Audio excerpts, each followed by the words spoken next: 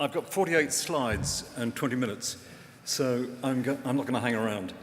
I'm also going to support a number of things that Andre just said, because we have very similar, actually we've got a couple of quotes which are exactly the same in both papers, but this is a fairly academic talk, so I apologize if it's too academic, but I want to get a message across. I've been saying these things in a couple of sessions over the last couple of years, and I think it's very important that the machine learning community understand some of these issues. I've changed the title, by the way, from the problems of machine learning to the next step for finance. It's a bit more positive. And I think everybody in the room understands what the problems with machine learning are.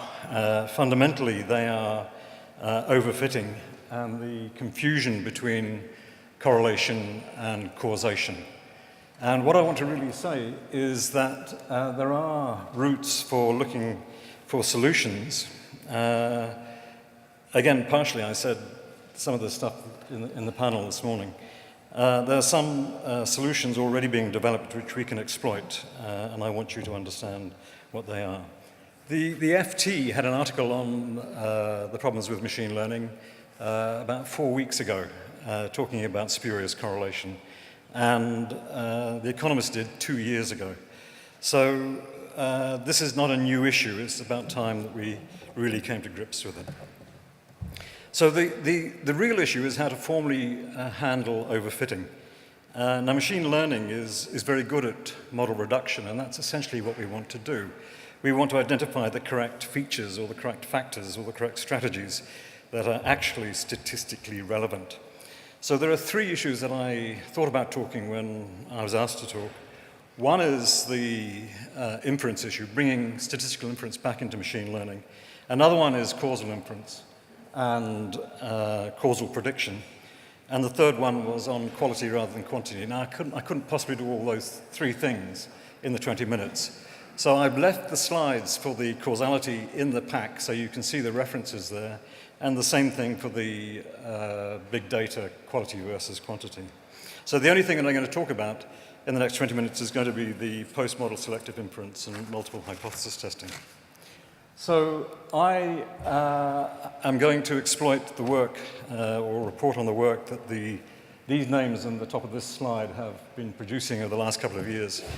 And if you want to Google and find where the literature is going, these are the people that you should be looking at. There's a lot of work by the people who developed machine learning in taking it forward. And as I said earlier on today, essentially machine learning is not static, it's evolving very rapidly. And the same guys that developed machine learning tools like ElasticNet and Lasso are also now moving forward into causality. So we have to come to terms with it in finance. It's been in the biomedical area for some time, and we need to adopt the same techniques that they're using because we can't afford to make mistakes. In the same way that they can't in cancer detection, we can't allocate money to models that don't make any sense. Okay, so there is machine learning is in a state of transition, if you like, between the middle ground, between Bremen's 2 extremes of theory and data models. So the theory model is a classic statistical model whereby you start off with a theory or a model, you get some data, you estimate it, and then you do some inference. And the data model, which Bremen criticized that paradigm, that culture, and said, you know, the artificiality of having a theory model to start off with is wrong. You should use the data to find out what model is supported by the data. So Bremen's alternative, the data model, is you get some data, you derive the model from the data, and then maybe you do some inference, but that wasn't specified. That's the big vacuum that's been left there, and that's the vacuum that we can now fill with these model techniques, these inference techniques. The other thing is that there's a big difference between prediction and causality. The prediction is not, a lot of machine learning is orientated towards prediction.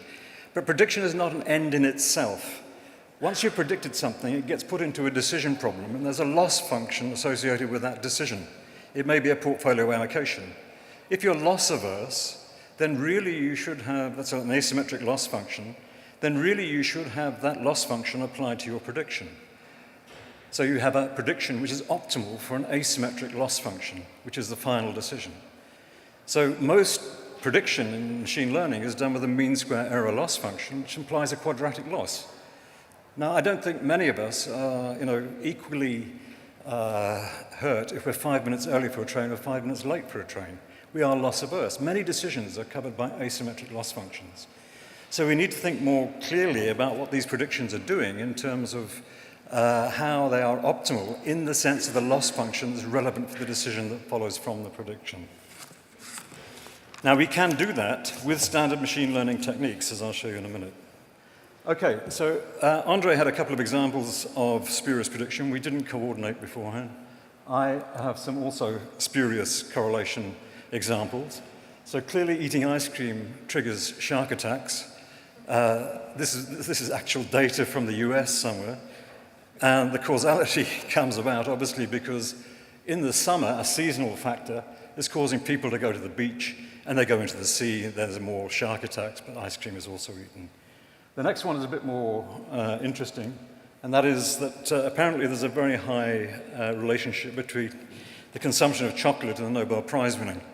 So I've got no idea where this comes about, but the R squared is clearly significant, it's 8. So this must be something which is important. Slightly more, maybe we should look at individual Nobel Prize winners and see whether they're fat or thin, actually. But, anyway, spurious causality is something, spurious correlation is something that we're fully aware of. This is a slightly more relevant example. This is looking at Google clicks. If you look at the blue line here, this is clicks on auto sales, and the red line is Indian restaurants. So if you can see over 2010, 11, 12, you can clearly see, actually in other parts of the graph, you can also see that buying a car is very heavily predictive of Indian food, until 2013, when the relationship falls apart. And this is precisely what we need to remove from our application of machine learning in finance, this spurious correlation. And people on the panel this morning were saying feature selection is very difficult, and that's why we need new tools to remove these problems. Essentially, it's an overfitting issue. We've got wrong variables in our set. So what I'm going to do is look at the statistical theory, two statistical theories, the multiple hypothesis testing literature, and then the post-model selection inference literature. Then I'm going to look at various applications of it, including one piece of work from a PhD student at Cambridge who's done all of this stuff on a strategy selection paper. So how do we remove overfitting? The standard route, people would say, would be penalization or regularization. Cross-validation, the theoretical basis of cross-validation is often unclear and difficult to justify. Clearly, if we've got non-IOD data, then it isn't relevant because you're supposed to be looking at the validation in a sample that is relevant given the development of the predictor that you've just made. If you've got a different environment, then it doesn't actually work. Also, from a causal point of view, cross-validation, you would want to validate your data in the counterfactual data set, and cross-validation just simply doesn't give us that. There are various developments in terms of sample splitting, which are slightly innovative, which are data carving and sample splitting, which people, I don't know if they're using it, but one thing which I think is very useful is actually when you've done your machine learning, is just to add random numbers to your data and go through the same process exactly again and just see how your classification or your prediction or your selection of variables has been changed just by simply adding a small amount of random data to your original data. If your results are completely changed by a minor variation in your data, you know you've got some basic sort of instability in your selection. It's not robust in that sense. People are working on these sample splitting ideas. They go back a long time. Cox was working on them in 1975. And there are a range of other people earlier on who were looking at how to provide more robust inference. instead of the standard cross-validation. If we look at cross-validation when p is substantially less than n, then the results that Peter Hansen has got, which are very powerful. Basically, he's saying in several papers, the optimal predictor for out-of-sample mean square error is the in-sample mean square error. And if he looks at the in-sample fit and the out-of-sample fit, the joint distribution of the in-sample fit and the out-of-sample fit, there's a negative correlation between the two, between the in-sample fit and the out-of-sample fit. So you will mathematically, necessarily, get a worse fit out-of-sample than you would do in-sample. This is a mathematical result following from the joint distribution of the in-sample and out-of-sample fit. Hansen and Timmerman have also generalized this in terms of saying basically that the out-of-sample tests that you would use are directly related to the in-sample Wold test that you would use. And so you might as well use the in-sample Wold test, because if you're throwing away half of your sample to do out-of-sample testing, then essentially you're losing power. And that loss of power can be critical in your testing. So you might as well do everything in sample. So the use of cross-validation in the standard way that machine learning does it isn't totally clear. Does this mean that I've got 8 minutes left, by the way? It does. Right, okay. So when p is greater than, substantially greater than n, then it's infeasible to go through these standard arguments. So what we're relying on then is the lasso and other ways of reducing the number of parameters that we've got. Now, as Andre also said, what the lasso is actually doing is trading off the bias and the variance. So the value of lambda here is actually shaving us away from an unbiased estimator that would be the least squares estimator. So this is acceptable in a prediction sense if you're using mean square error as a criterion, but it's not acceptable if you're looking at a causal estimator, which you would want to have an unbiased parameter estimate for. So in this case, I've used the elastic net in a portfolio allocation example. One other point here is you can use the elastic net with any loss function. So again, with Ingrid, we looked at it with a constant relative risk aversion loss function. And the estimation of the lasso is driven by the risk-averse utility function, not by a standard quadratic estimation loss. So you've got your estimation and your valuation in the lasso in terms of utility. So this is something else that people can quite easily do. So how do we overcome overfitting? We use classical hypothesis tests. That's what classical hypothesis tests have always done. Find out whether you've got a significant rejection of the null of the parameter being equal to 0. So there's two ways to do this. One is to look at the multiple hypothesis testing problem, because machine learning is all about testing a number of different models simultaneously. And if you try to do the inference which is related to a single hypothesis test many times over, it's simply wrong. Okay?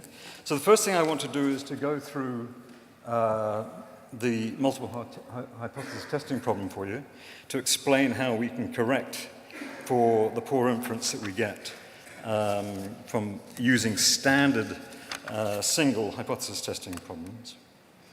Generally, we look at the type 1 error to control the error rate when we're making hypothesis tests on a single hypothesis test.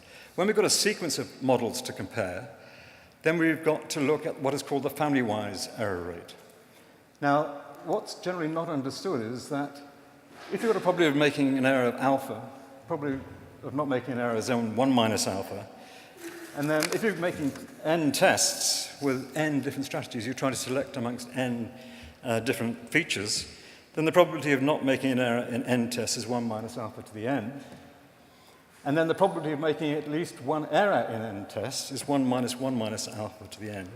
And if you look at that, that means that as n gets larger, you are absolutely certain to make an incorrect decision, because you have failed to take into account that at each stage your decision is based upon all of the other conditional tests that you're going through. So the multiple hypothesis testing framework is essentially telling us that the use of the standard inference with an alpha of equal to 0.5 is not appropriate when we're testing multiple hypothesis tests. We have to change the level at which we're conducting the test. So the standard way that we would do that, the pointer on this thing doesn't work, but the standard way that we would do that is where you see alpha, we move the critical value further and further into the tail. And so that you'll be doing your test with p-values, which are essentially smaller and smaller and smaller, so that the cumulated p-value of all the tests together would become equal to what you were trying to control at 0.5. Okay? So that's the way that this literature's gone. There's three ways it's gone. It's to control the family-wise error rate, or the false discovery proportion, or the false discovery rate. So the family-wise error rate controls the probability of making just one false rejection. The FDP controls the probability of a user-specified of false rejections for a given sample. And the false discovery rate controls the expectation across many samples, the proportion of false rejections. Okay? The false rejection is then you're looking at selecting a significant feature or selecting a profitable strategy. So these are controlling your statistical inference errors in a rigorous way once you recognize that you're testing multiple things at the same time. So instead of just focusing on F, which is what the family-wise error rate does, it says the probability of at least one error has got to be less than alpha.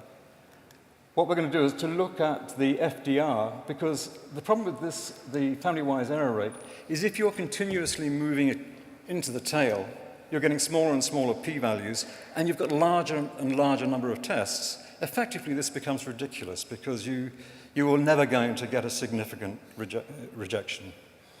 Okay? The other way of looking at this is the critical value could be a t-statistic. A t-statistic is essentially a Sharpe ratio. So what you're looking for is a bigger and bigger and bigger Sharpe ratio in order for it to be significant that there is a profitable alternative strategy or a significant feature. So as n gets very large, the control of type 1 error through the family-wise error rate becomes infeasible. And so what we look at instead is the FDP, is the false discovery rate, which essentially is looking at the ratio of F and R. So it's allowing more false discoveries to arise as more rejections arise. So this is a trade-off between the types of error, essentially.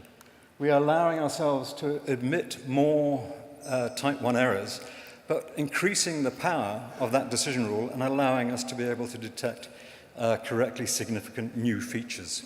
So this trade-off by using the FDP is where all of the recent research has gone. So this is if you see in the third line down, that is the way in which a standard correction, the Bonferroni correction, would be made. As you went through many, many tests, M tests, the Bonferroni correction would say instead of using 0.5, you'd use 0.5 divided by M. If you had 100 tests, you'd divide 0.5 by 100. And that would give you the alpha level you'd have to apply to every single test that you were making to get an overall level of 0.5 on your whole process of selecting from the set of features that you had. Okay? Now, as I say, as M gets too large, this becomes infeasible, so we move to the FDP. So this is just a little example, whereas if you can see at the bottom there, 0.488 is essentially with 20 tests, you're applying 0.0025 as a p-value on every single test you're going through those 20 tests. These are the tests which are essentially now already packaged up in R. There's no excuse for us not to use these. Yeah, okay. And I've got 1 minute left, and I've got another 20 slides to go. Okay. So these tests are what are in the literature now, and there's no excuse for us not to employ them. Okay, they're very powerful ways of deciding on which features are actually relevant. Okay, the next topic, I'm going to spend two minutes over. Okay, something like that. So is the postmodel selective inference. Now the issue here is that if we go back to the classic and the machine learning paradigms, this is the Bremen's two cultures, there was no inference generally done in the standard machine learning because they didn't know how to do it. Because essentially the model that you've derived from previous machine learning is being data selected. Now, because it's been data selected, it's a stochastic quantity. And it's determined by your previous decisions in the same way that multiple hypothesis testing has been decided by your previous decisions. So what's happened recently is this middle ground has appeared, which is called selective inference, which is enabling us to do inference properly post-lasso selection. Now, this is rigorous theory, statistical theory. And what it's saying is, essentially what you're looking for is a rejection region in the bottom equation, which has got a controlled rejection rate of alpha again, but it's conditional upon the estimated model, m hat, and the hypothesis that you're testing. So these guys in Stanford and Berkeley in the States have developed this new theory, and including Tibriciani, one of the leaders in machine learning, have developed this theory for post-model selective inference.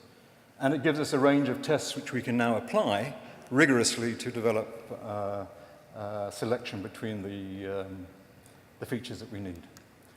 And what's happening here is essentially you're conditioning your inference on a subset of previous selections. So you're conditioning on a subspace of the whole space, which has been preconditioned by your prior selection process. And that conditioning, which is this diagram is supposed to show, enables us to develop a standard test. Okay, now this is a great little simulation, which I'm not going to have time to go through. Okay? All I'm going to do is to skip to the end. All it does is just show exactly what I've said in theory, that standard inference doesn't work. You cannot do OLS after lasso. Your standard inference will give you p-values which are nowhere near what you think. But you can do this selective inference, which precisely controls the probability, the error rates that you're making in your inference for the selection of features.